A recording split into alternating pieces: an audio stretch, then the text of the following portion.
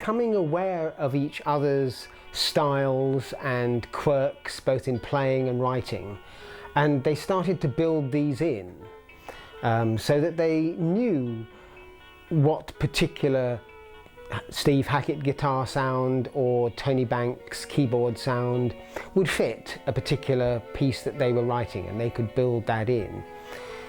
It was a consequence really of them becoming quite a tight band together. Wearing feelings on our faces when our faces took a rest.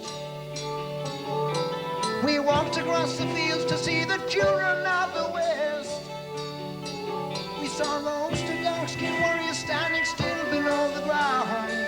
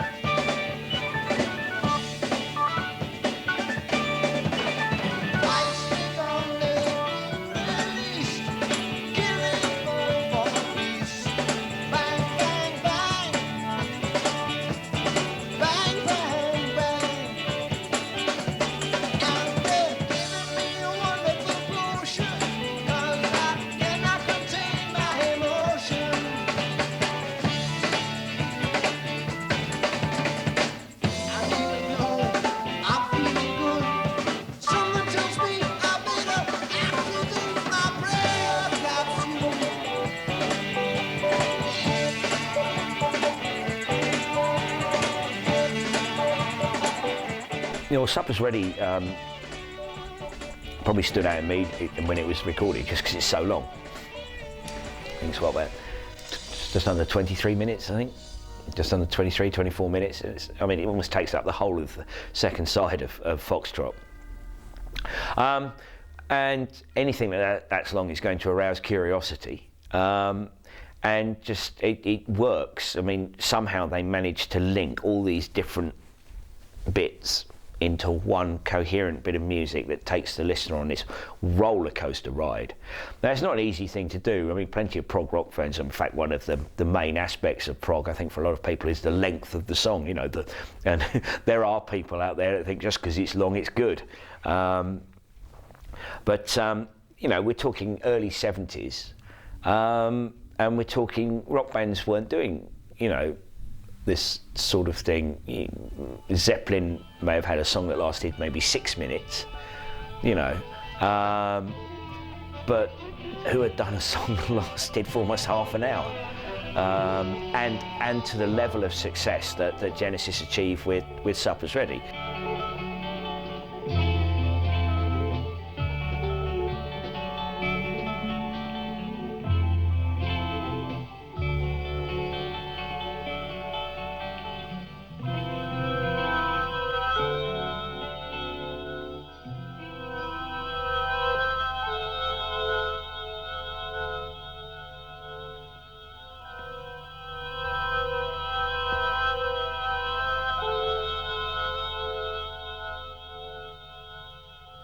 Wandering in the chaos, the battle is left. We climb up the mountain of human flesh to a plateau of green grass and green trees full of life. A young figure sits still by a bull. He's been stamped human bacon by some butchery tool. He is you.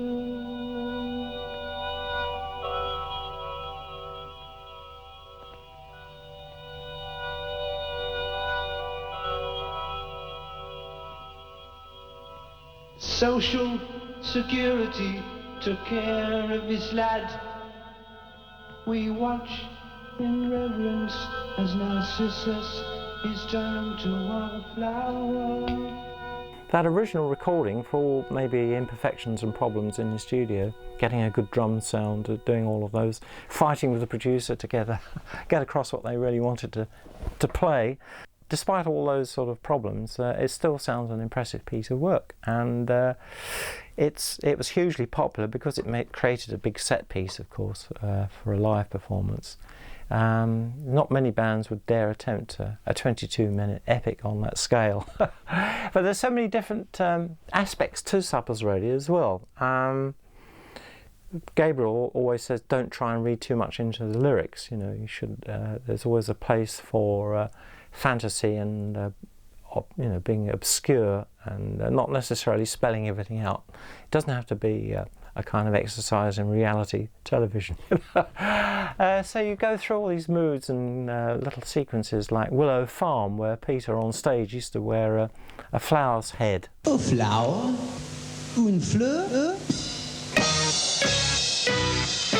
Go down to Willow Farm to look for butterflies, butterflies, butterflies.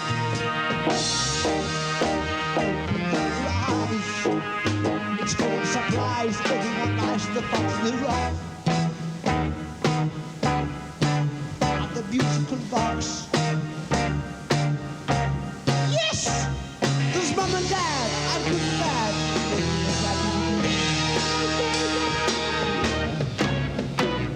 There's Winston Churchill dressing down. You step in, a British flag, plastic bag, what a drag. That was a bridge.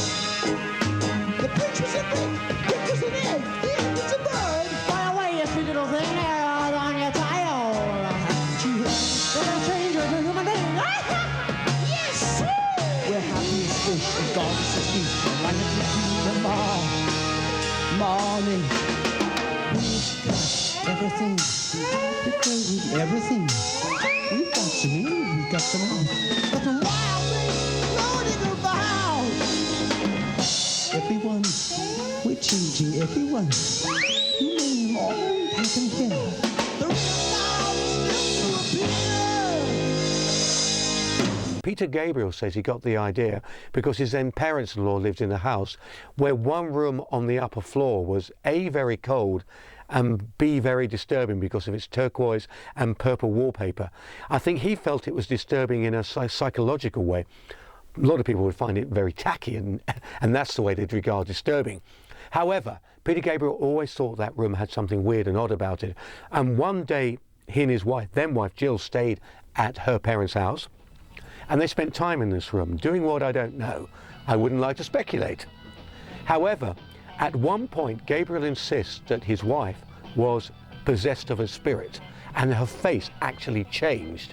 And this not only disturbed him, freaked him out, as one might imagine, but gave him the idea for the whole lyrical content of Suppers Ready, which when it boils down to is this: two lovers taken through a strange journey in surreal worlds, and then coming back to the reality of planet Earth to witness the apocalypse. And it's a very odd thing, to say the least. I like to think of it as just an idea of someone having a bizarre dream, and I think there was lots of bizarre dream scenarios in Genesis lyrics. But people will debate that one forevermore, I think, what exactly it was about. It's divided up into 7 parts. You've got wonderful moments when a spirit is actually evoked to kill anyone who doesn't have the eternal life license, which is a great phrase. I always loved that phrase. And the whole idea of two people going on a journey through life and through the strange things that life brings, but ending back at the reality of death is both haunting and very overpowering. But that's what Gabriel could do, and he did it brilliantly in the lyrics. And of course, he also superbly interpreted it on stage with his myriad costume changes. My favourite on there is the heavy Act 6, the Apocalypse in 9/8, which features absolutely stunning drumming and some great guitar playing again from Hackett. Absolutely solid, relentless track.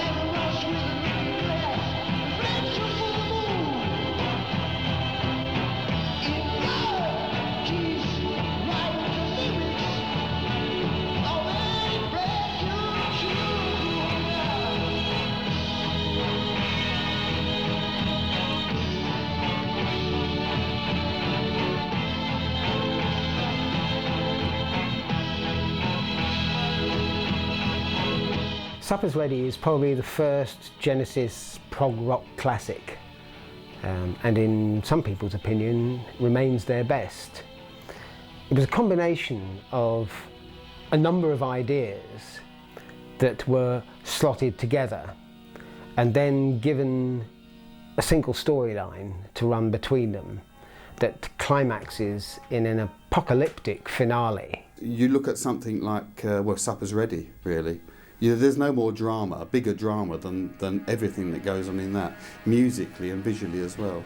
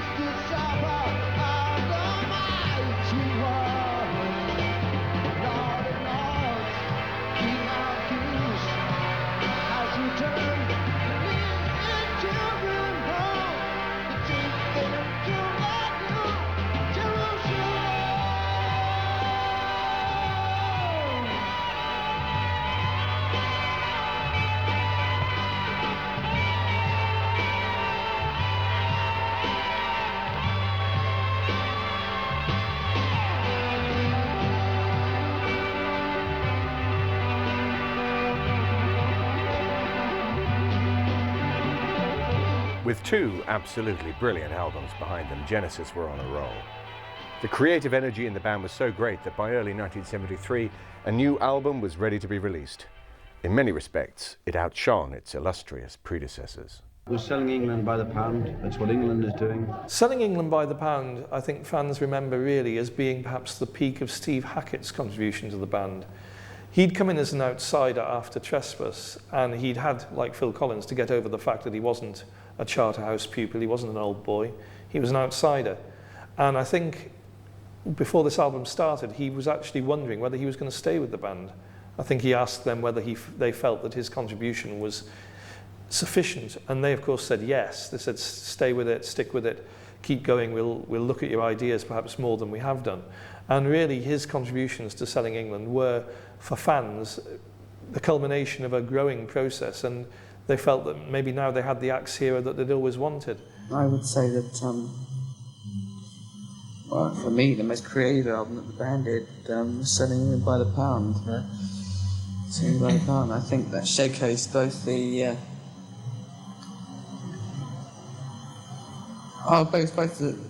the song aspect that the band had. I think it showcased some of the playing talent in that, like, you know, occasionally the instruments were allowed to breathe. I mean, you know, unaccompanied things. Not very long, but, you know, occasionally. I think the odd solo was too long. I think that, I think Cinema showed, I mean, that keyboard solo which went on interminably on one chord in 7/8 for God knows how long. I think that was too damn long. But, no, apart from that, I think it showcased the individual abilities pretty nicely. I know that Peter wasn't very happy with that album. I know Phil wasn't very happy with it. In fact, I know that no one was happy with it. apart from myself? Could it be that, for this reason, that I preferred my guitar playing on it? In fact, I decided on that album that I was going to do more playing and less talking about it, really. So I got on with the job of just doing that and didn't bother to try and sort of sell my songs particularly to the band. But I mean, for that reason, I think that the thing came out with some stronger solos and so forth. But, you know, because you had less competitors in the songwriting sense. Mm-hmm. But you know, things like I Know What I Like, I kicked the ball off there with that one. I Like, which really sprang from the guitar riff. So again, I mean, I had a more riffy kind of attitude to that album. It was an album. It took its cues in some ways from the cover, which was it wasn't a Whitehead cover like the previous albums had been. It took its cues in a different way, and it certainly did succeed on many, many levels. I think Selling England by the Pound was the best album Genesis has ever done. Just the best. I am in the English Channel. It is cold, exceedingly wet. I am the voice of Britain before the Daily Express. My name is Britannia. This is my song. It's called Dancing with the Moonlit Night. It's probably the best song that Genesis has ever recorded that could foreseeably be played on radio. It's long. I mean, it's still 6 or 7 minutes, which is kind of borderline for radio play. But great live track, great if you ever heard it on the radio. But it wasn't overly long, so I don't think people ever lost interest in it. And the dynamics of the song were almost second to none with anything Genesis had ever done before, and I think anything that Genesis ever tried to follow up with. Dancing with the Moonlit Night, it's in C-sharp minor, and for me the special part of the song is really the sort of the Steve Hackett guitar riff. It's so simple, but it's so provocative, I think that's the word. And it sort of encapsulates what the track is about, really.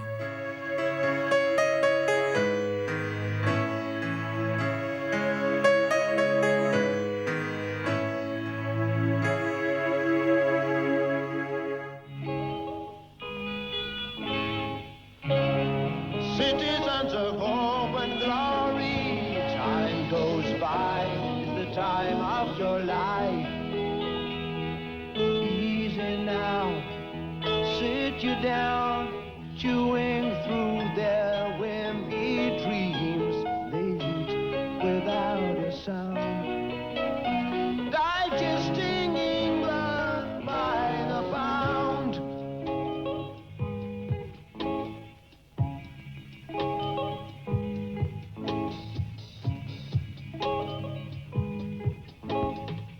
Young man says you are what you eat well.